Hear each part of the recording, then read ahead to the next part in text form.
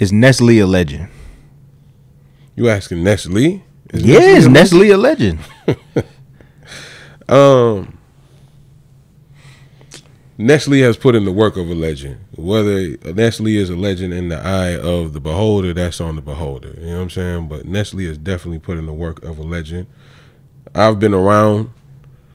I'm one of the original battle rappers in the Atlanta scene, in the South period, in this era, in the 90s era, in this era, the 2000s to the 10s. One of the, I mean, I was on the first battle rap related reality show. You know, songs on multi-platinum video games of battle legends before the YouTube era. You know what I'm saying? Shout out to Swan. I beat that nigga even though they gave him the win. I beat that nigga. We had to battle twice. I didn't even know you battled Swan. Yeah, L Fest 2003. We battled we battled 2 rounds. It was only supposed to be 1 round, but the first round was so close, and he was so well known at the time. They was like, this nigga from down here couldn't have beat him.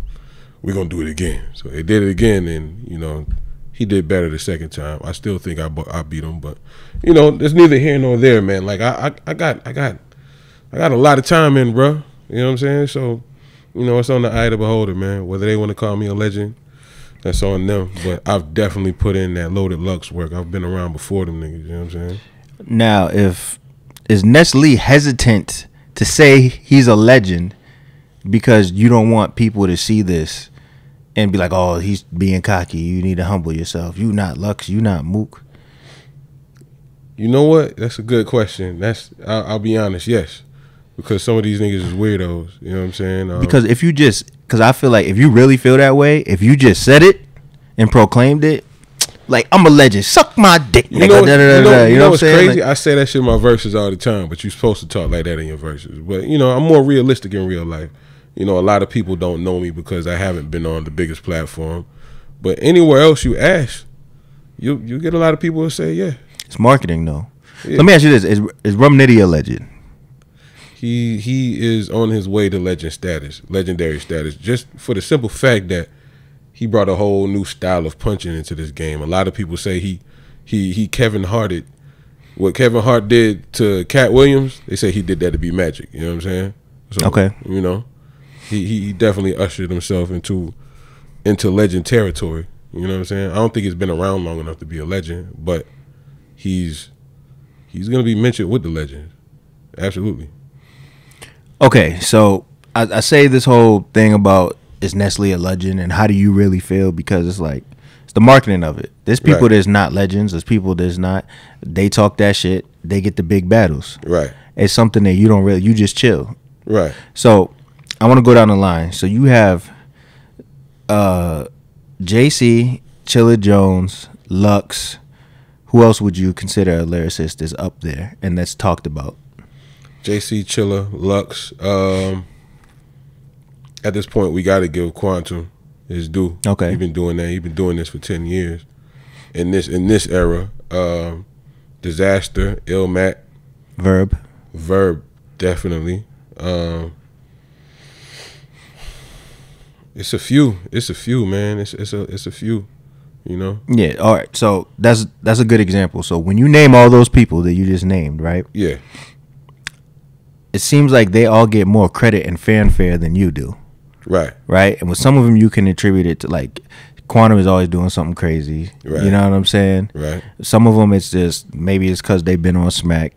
But what is the exact thing that doesn't allow people to put you in that conversation? Is it unfamiliarity, or is it just, you know, when if WWE markets a wrestler as opposed to the underground wrestling league, you know what I'm saying? They get more, you know what I'm trying to say? No, I feel you. Yeah. It could definitely be attributed to a few things. The first thing that would jump out would be unfamiliarity. Mm-hmm. Somebody had made a post in one of the battle rap groups the other day with Rum Nitty, with a screenshot from Rum Nitty posting the flyer against me. They was like, yo, any of y'all heard this nigga Ness Lee?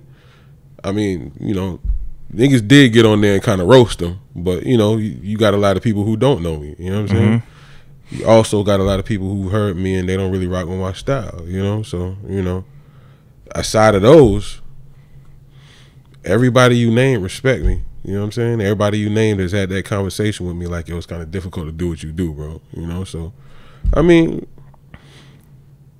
you take it how it comes, man. People rally behind who they're told to rally behind a lot of times. Nobody's ever told to rally behind Nestle. You know what I'm saying? I don't tell people to rally behind me. I come out, I do my thing, I go home. I don't really talk too much trash. So what makes you not do that in a sport where the fanfare is predicated off of people talking trash to each other back and forth? Like, what makes you not just do the Tekashi? It's difficult. Yo, suck my dick, nigga. Da da da da da. Nigga, y'all niggas can't. Da da da da. Like, what makes you just not do that? It's difficult for me to do that shit, man, because I gotta. Like, I can't battle somebody I dislike. If I dislike you, I'm not gonna talk shit to him, punch you in the face. You know what I'm saying? So, I mean, even though I get that, I look at it like, all right, people are gonna be watching this right now. Right. I'm gonna act like somebody in the comments who likes you, but is gonna heckle you. All right. Right. So, I'm gonna get up here and say, yo, yeah, Ness Lee, you nice, but I don't care. What, like, what do you have to say to that? Why? Like, why would somebody say that? I just got back from Africa. So, nigga, fuck you, nigga. But I mean, like, where does that come from? I know we talked about the platforms don't want to, like, if you haven't been on a certain platform, people might ignore you or whatever. You know what I'm saying? But is it, so I look at all the highest points in your career, right? Right. The thesaurus battle, right? Right. Let's take it to the thesaurus battle. What happened after that? Like, were you looked at different? I think I was put in a different light after that battle. Up until that point, it was like Nestle is nice. Nestle is an issue, but we're not clamoring to see him against, you know, these legends just yet.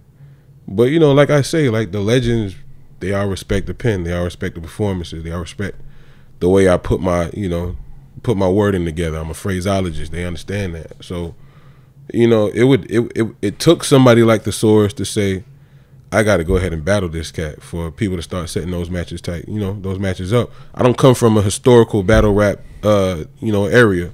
Atlanta wasn't known for battle rapping. I've been doing it since before battle rap was cool in Atlanta.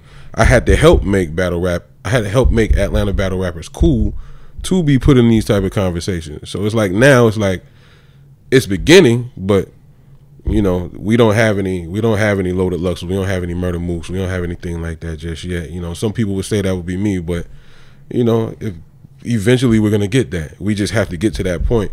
People have to look at you like we want you to be important. We think you're important. You have to be important. You're gonna be one of these important people. They don't look at Atlanta battle rappers like that just yet. You know.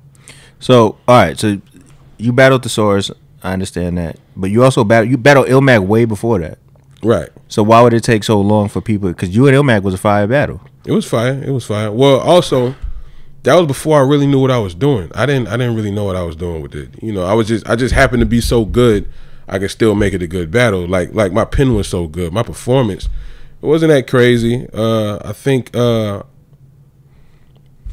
mean, it was fire for the time, but I just don't think it was up to the best of my ability. So. People weren't clamoring to see me battle against the high octane type, you know, battler. So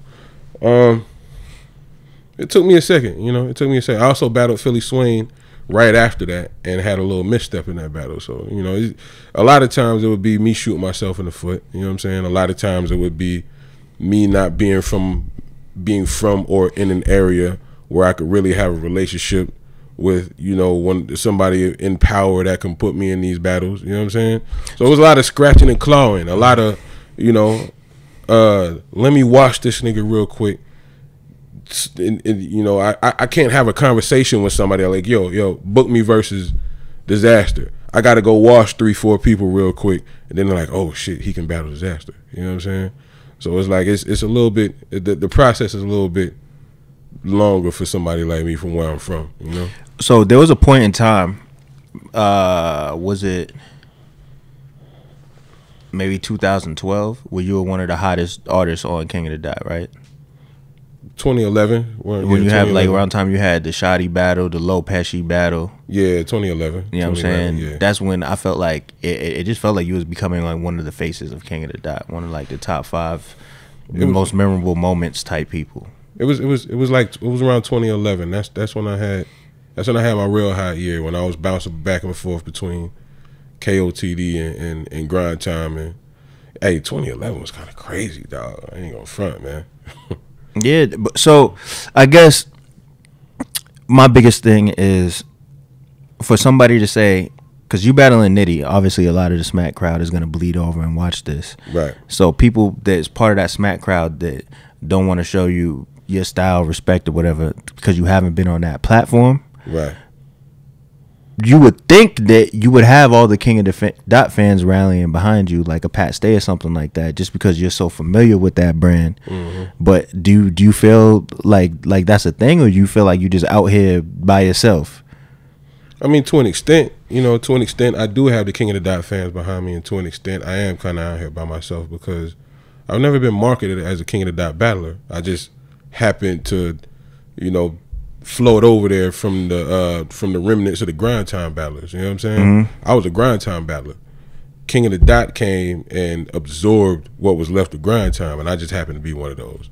I still wasn't in the area that would allow me to have a great relationship with, the figureheads over there. Still wasn't, one of the people that people automatically bring up to battle, the Smack battles that come over. So it's like, like I said, a lot of scratching and clawing. You know what I'm saying? So the Smack fans, it's starting to rock with me a little bit more. They see me against the, the Danger Zones and the, the Heartlesses, the E-Nesses or whatever. You know what I'm saying? But for the most part, it's just me. You know what I'm saying? So you battled E-Ness. Right. Right? E-Ness versus Ness Lee. That's something they was talking about forever. Right. You know what I mean? You battle him. There's a lot of people there. A lot of people see it. What does that do after that? It kind of put me in a different conversation because he and I had like this little spat on Angry Fan. Was it Angry Fan? No, I think it was Exiled. We was on Exiled. Okay. We was kind of screaming shout at out each to other. them. Yeah, shout out to Exiled. Shout out to Keith and them. We was kind of screaming at each other. Well, I wasn't screaming. He was screaming on me like, "Yo, you came and let a nigga from upstate New York represent Atlanta harder than you. You can't perform like that. You know what I'm saying? I'm like, my nigga, you put me in front of a performer, I'ma perform." And he really didn't think I was gonna do that shit. Nobody did, bro. Er's one to set up the match. He was like, "Bro, I love how you write, man, but you're gonna lose this battle." I was like, "All right, cool." That shit don't worry me. Why would say that to you? Is one of the most honest people I know. You know what I'm saying? And he's really just gonna spout off whatever is on his fucking mind. That's why people don't like him. You know what I'm saying? So he was like, "Yeah, I think you're gonna lose this battle, man. You're one of my favorites as far as the pen, but you might lose this battle. Ness is my favorite." You know what I'm saying? And that shit don't bother me because I look at it like, if you really an artist, if you really a rapper, you could do whatever is put in front of you. So you put somebody who performs in front of me, who I had never been in front of before, I'm gonna perform. So I ain't, it put me in a different conversation where it's like, okay, now I'm gonna have to think of how he's gonna approach me when I battle this nigga, because he might come out on some theatrical shit, or he might come out on some pen game shit. You know what I'm saying? So like, what changed after that? I ain't really gonna say nothing changed, really. Nothing really changed. Because I know everyone saw it. Just from talking to the battlers and stuff like that. Yeah, the league owners, everybody seen it. I don't think nothing really changed, man. Because niggas know what I can do. Niggas know I'm nice, but I still ain't been on Smack. So, all right, I was about to ask you, why haven't you been on Smack? I'm gonna keep it funky, man. The first time we had a conversation, it was my fault.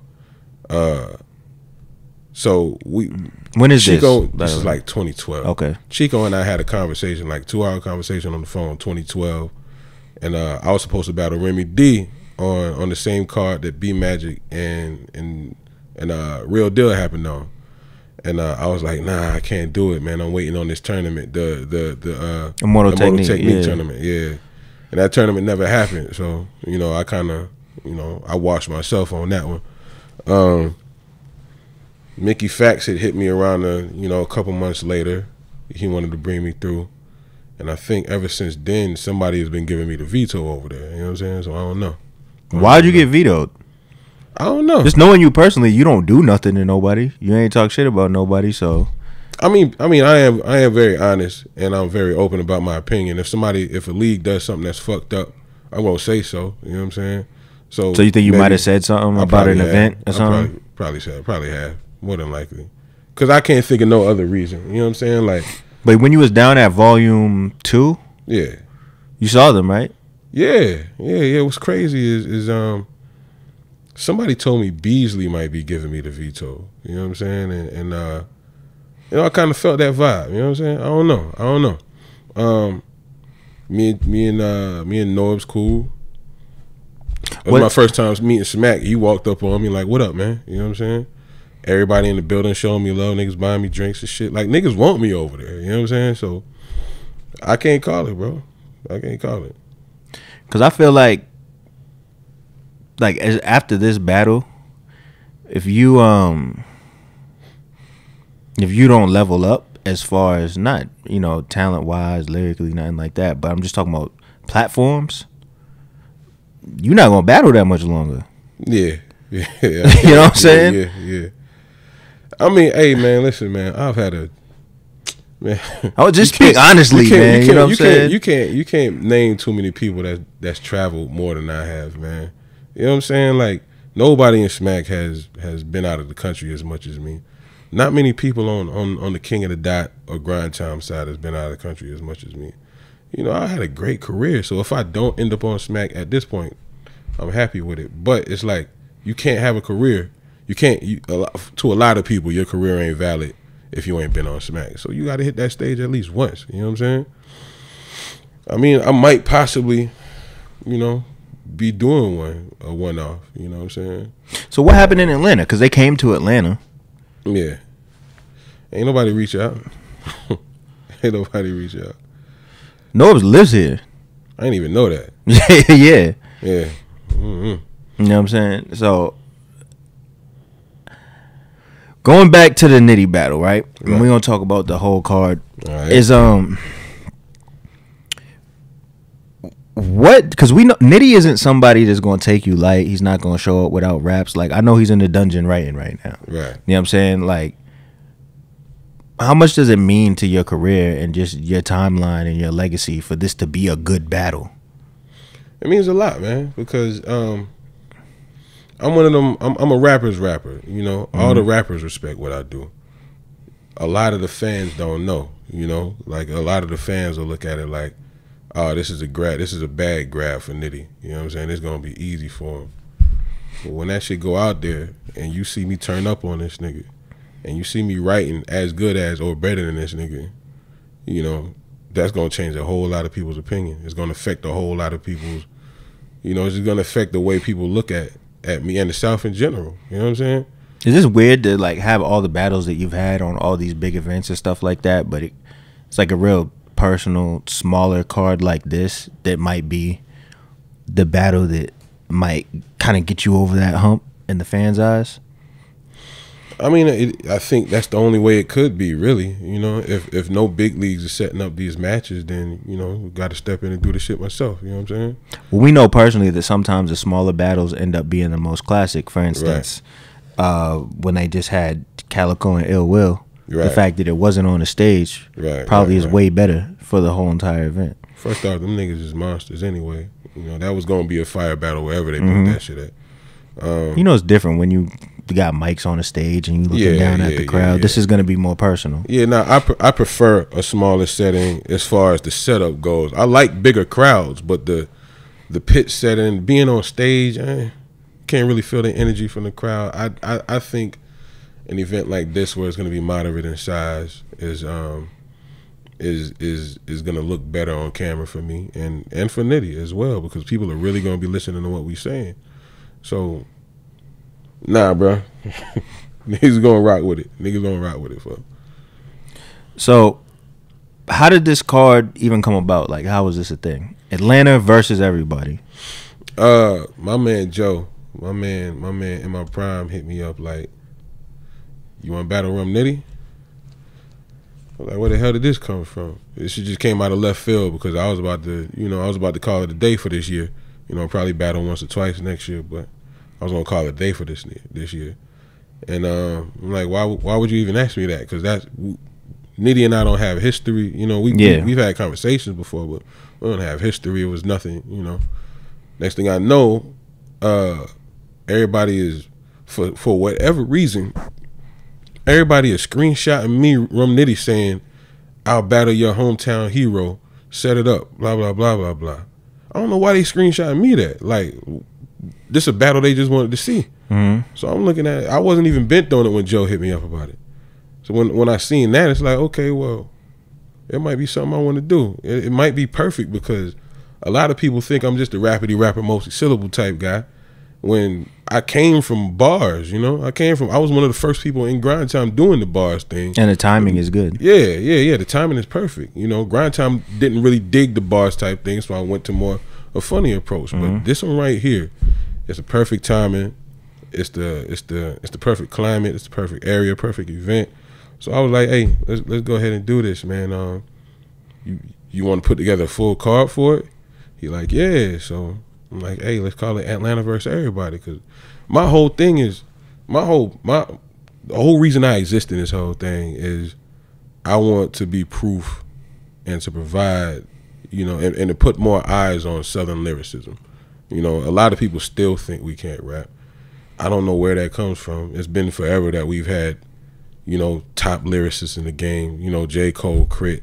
Like most of the people who are selling right now have some kind of Southern influence or are from the South. You know, so as far as underground opinions and people who listen to more, you know, lyric-based, lyric-centric music, they still think we can't rap. And as far as the battle rap goes, nobody think we can rap down here. You know what I'm saying? So the reason I took the approach of traveling everywhere and battling everywhere so I could spread this message like, oh, who was that Southern dude that had the punchlines? Or who was the Southern dude that could rhyme his ass off? You know what I'm saying? Let me ask you this. Now the fact that there's a couple dudes from Atlanta or just the South in general hitting smack and hitting other leagues like that, do you feel like you're getting respected for putting on? Or do you feel like they just don't even care? Some of them, yeah. A lot of them, actually, yeah. A lot of them recognize. A lot of them recognize that, you know, I helped open the door. Yeah. So let's talk about the other battles real quick. A Ward and Carter Deems, that's a really strong supporting battle. That's a fire battle. I think the good thing is you can gauge two different audiences with the top two battles. You know? Yeah. No, that's actually a King of the Dot, real King of the Dot centric type battle. You know, it's first off, Carter Deems is the GOAT. You know what I'm saying? Like there is no other Carter Deems in battle rap. There's no other Carter Deems in entertainment, period. So him facing somebody like A Ward, who's just a force of nature. A Ward it's almost like he was built to battle rap, you know? And it's crazy because if nobody told you he was Christian, you wouldn't even get it from how he sounds. You know, you wouldn't think, oh, this is a Christian battle rapper. The style is so, you know, it's in your face. So if you asking for a prediction, I can't give you one on that one. Nah, you don't need a prediction. I just wanted to talk about the battles. Okay, yeah. Nah, that's a fire battle, man. Bricks and Chef, that's a good one for Atlanta. It's like it's a few people on top in Atlanta, and Bricks and Trez, they're definitely at the top of the heap. You know what I'm saying? So that's one that people want to see. You know, go ahead and really figure out what's that looking like, what's that hitting for, who that won. You know what I'm saying? Between Dallas Cash, Cannon the Beast, Sean Cannon, KT, and Ace Boogie and Caveman, like, someone is watching this battle that might not be familiar. I mean, that's watching this interview that might not be familiar with any of those people. What can they expect with those battles?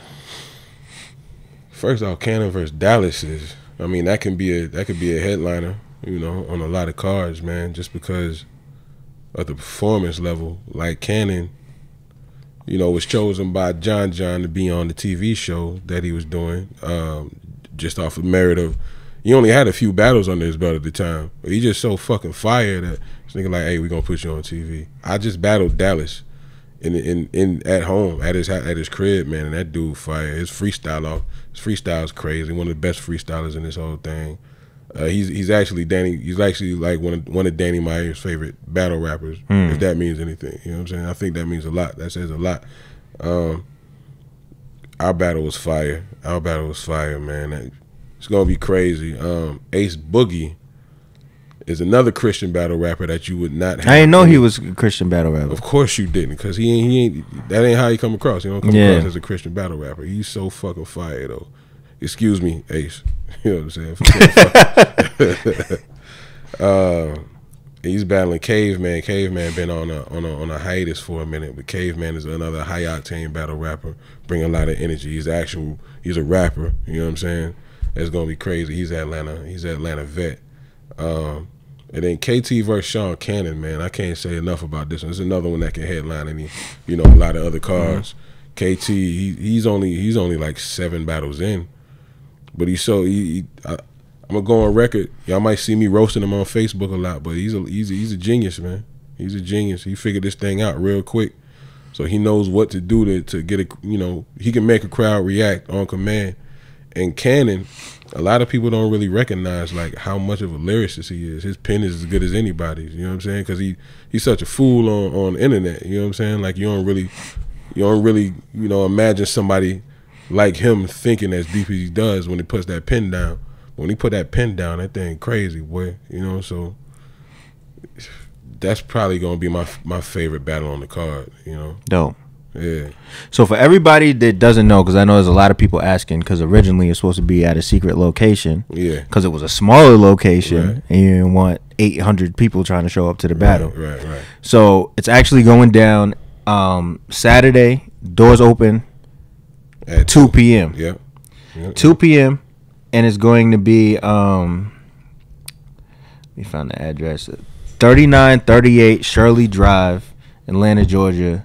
30336. Yes, right? Not Shirley Way. I made Shirley Drive. Shirley Way. That's like 2 minutes up the street, but Shirley Drive. And it's at Encore. Yeah, it's at Encore Studio. So if you in the city and you go into the battle, you're gonna see the signs that say Encore. You gotta look because they're not big signs. They're not big signs. But it's a fire venue. You know what I'm saying? I think this is one of the dopest venues in Atlanta that's not been overused.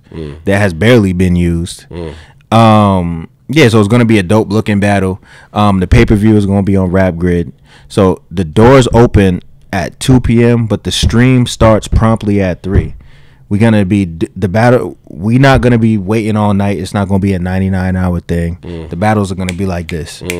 You know what I'm saying? Yeah, we in that thing. We out, man. 4 hours for the whole event type thing. Yep.